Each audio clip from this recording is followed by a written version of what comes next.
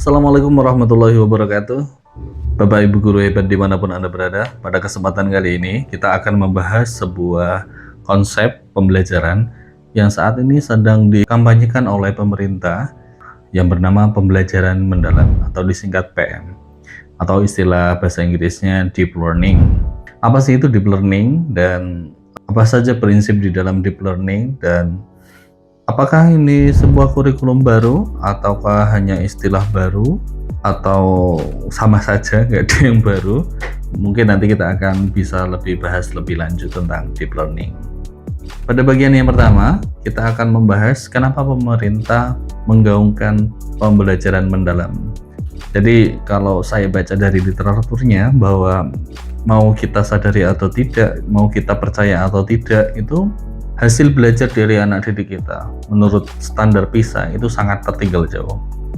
Jadi kita belum mencapai standar yang tinggi untuk negara-negara bahkan di kawasan Asia Tenggara gitu. Jadi itulah kenapa pemerintah melalui deep learning ini ingin supaya meningkatkan skor PISA dari pembelajaran anak-anak. Dan salah satu yang menjadi concern pemerintah itu adalah anak kita itu terlalu banyak menerima materi di sekolah, tetapi tidak memahaminya secara mendalam. Dan terlalu sering anak-anak kita itu banyak menghafal, tetapi tidak memahami apa yang mereka tahu. Jadi konsep-konsep kayak gitu yang pengen diubah oleh pemangku kebijakan saat ini dengan memperkenalkan yang namanya deep learning atau pembelajaran mendalam ini. Nah, prinsip dari pembelajaran mendalam itu apa aja? Sebelum kita ngomongin tentang pembelajaran mendalam, untuk menjawab pertanyaan tadi, apakah pembelajaran mendalam ini adalah kurikulum baru? Bapak Ibu, tidak. Jadi jawabannya tidak. Kurikulumnya tetap sama. Yang membedakan adalah pendekatannya, atau lebih tepatnya bukan berubah, tapi lebih ditekankan kayak gitu. Artinya sesuatu yang sebelumnya sudah jadi, tetapi dengan adanya instruksi pembelajaran mendalam, menfokuskan guru untuk lebih terarah dalam mengajar kayak itu. Yang asalnya ya bukan berarti sebelumnya nggak terarah gitu ya, tapi maksudnya lebih menfokuskan pendekatannya ke dalam deep learning ini. Kita selanjutnya akan membahas tentang prinsip-prinsip dalam deep learning atau pembelajaran mendalam. Yang pertama yaitu mindful. Jadi mindful ini bisa diartikan berkesadaran. Artinya berkesadaran itu apa? Pada saat kita memberikan pembelajaran di kelas, kita harus memastikan bahwa anak-anak itu belajar. Mereka tuh sadar bahwa mereka itu sedang belajar. Tidak ada yang namanya istilah dalam kelas itu anak-anak belum fokus, anak-anak masih riuh sana kemari dengan fokus yang macam-macam kayak gitu. Ada yang bengong, ada yang masih ngerjain tugas pelajaran sebelumnya gitu kan. Jadi kita benar-benar membangun mindful atau kesadaran mereka dalam belajar itu kita gugah gitu, bahwa mereka ini sedang belajar. Kita harus memberikan sebuah stimulus supaya mereka itu benar-benar belajar dalam keadaan sadar gitu. Sadar tentang apa yang akan mereka pelajari itu apa dan lain. Nah, itulah yang nanti harus menjadi fokus guru. Bagaimana anak didik di kelas itu benar-benar mereka berkesadaran dalam belajarnya. Tidak hanya sekedar mendengarkan, tidak hanya sekedar dicekoki materi, tapi benar-benar mereka itu sadar dalam belajarnya, pengen tahu dan seterusnya kayak gitu sih. Kurang lebihnya kayak gitu. Dan prinsip yang kedua itu adalah meaningful. Meaningful bisa diartikan kalau dalam bahasa Indonesianya itu adalah bermakna gitu ya. Maksudnya bermakna itu apa? Pembelajaran yang dilakukan di kelas itu benar-benar memberikan makna terhadap kehidupan nyata mereka. Jadi kita harus pinter-pinter sebagai guru dalam pembelajaran mendalam ini. Apa yang kita sampaikan itu benar-benar ada hubungannya dengan kehidupan nyata, relevan dengan apa yang mereka alami. Jadilah itu yang namanya konsep meaningful, yang mana mereka belajar tetapi juga mereka merasa bahwa apa yang mereka pelajari, apa yang mereka sedang cari tahu, ini benar-benar ada di dunia nyata loh. menjawab apa yang terjadi di dunia keseharian.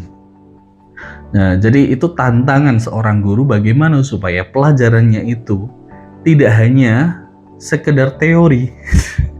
Kadang-kadang kan kita hanya teori aja, terus mereka kalau tidak ada hubungannya dengan dunia nyata, mereka mesti tidak akan memiliki passion yang lebih dibanding ketika mereka tahu manfaatnya. Kalau hanya teori-teori saja, mereka mesti akan ya kurang semangat, kurang memiliki passion untuk mengetahui di kehidupan nyata. Tantangannya kurang kayak begitu. Kurang lebih kayak gitu sih untuk menjelaskan tentang meaningful. Kemudian yang ketiga yaitu joyful. Nah, ini yang banyak diartikan menyenangkan. Joyful secara arti kata memang menyenangkan. Tetapi apakah menyenangkan itu harus banyak sekali ice breaking? Nah, ini yang harus kita pahami bahwa pembelajaran yang menyenangkan itu tidak harus dengan selalu pakai ice breaking kayak gitu. Kalau kemarin saya mendapat pelatihan kemarin di MKKSK itu Pak Upik ya, beliau adalah instruktur nasional bahwa joyful itu tidak hanya menyenangkan dengan ice breaking gitu. Namanya ice breaking itu kan ya sela-sela untuk memecah gitu kan. Jadi tidak bisa dikatakan bahwa pembelajaran yang joyful itu yang banyak ice breakingnya itu adalah pemahaman yang 100% salah. Tetapi benar-benar yang mereka menyenangkan itu dalam arti yang tidak harus tepuk-tepuk, tidak harus ketawa, tidak harus nyanyi kayak gitu. Tetapi mereka senang dalam belajar. Mereka senang ketika menemukan sesuatu yang baru. Mereka senang ketika memahami konsep baru, menemukan sesuatu baru. Jadi, joyful bisa diartikan bahwa mereka belajar itu dengan penuh kesenangan dalam mencari sesuatu yang baru, dalam mereka mempelajari sesuatu. Dan ini yang dinamakan joyful secara benar gitu, bukan hanya tepuk-tepuk, kemudian hanya ketawa ketiwi dan seterusnya. Kurang lebih kayak gitu untuk pemahaman tentang. Jadi ada 3 tadi. Yang pertama mindful, meaningful, dan yang ketiga adalah joyful. Jadi ada 3 prinsip dalam pembelajaran mendalam yang Bapak Ibu nanti bisa praktekkan dalam pembelajaran. Dan bagaimana cara kita mengukur keberhasilan kita dalam pembelajaran ini? Apakah sudah berhasil kita pembelajaran mendalamnya, deep learningnya kita ini sudah berhasil atau belum? Salah satu cara untuk mengukurnya kita itu adalah dengan menggunakan teori taksonomi Solo. Jadi taksonomi Solo itu ada 5 level peserta didik. Yang pertama itu namanya adalah prestruktural. Ya. Jadi dalam prestruktural ini anak-anak belum mengetahui apa-apa. Jadi kita belum mencapai apa-apa gitu. Anak-anak masih nggak tahu apa-apa tentang konsep itu. Yang kedua unistruktural. Artinya anak-anak sudah memahami tapi hanya beberapa konsep saja. Dan yang ketiga multistruktural. Artinya anak-anak sudah memahami beberapa konsep tapi tidak bisa menghubungkan. Dan yang keempat, ya, ini yang level yang sebagai indikator pembelajaran mendalam ini berhasil, yaitu kalau anak sudah mencapai level relasional. Apa itu relasional? Relasional itu adalah siswa atau peserta didik itu bisa menghubungkan antara satu teori dengan teori yang lain. Jadi dia bisa menghubungkan, dia mengerti ini untuk apa, dan apa keterkaitannya. Itu mereka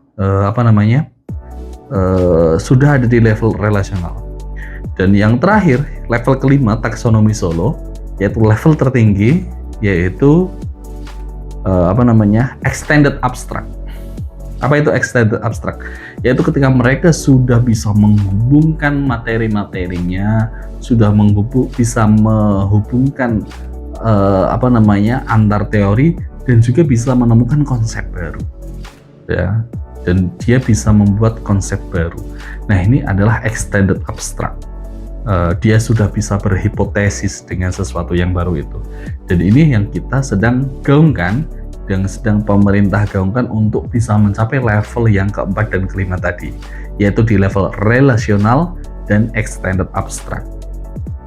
Yang selama ini mungkin kebanyakan murid kita hanya menghafal, mungkin hanya di level paling mentok di multistruktural.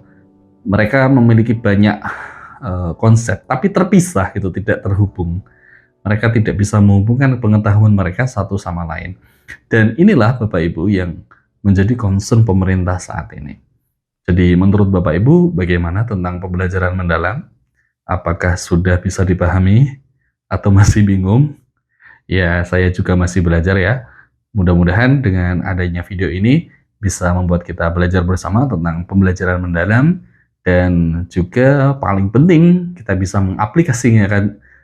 mengaplikasikannya dalam pembelajaran kita sehari-hari, sehingga kita bisa mengaplikasikannya dalam pembelajaran sehari-hari, yang mana anak didik kita nantinya mendapatkan kualitas pembelajaran yang lebih baik dan lebih baik ke depannya.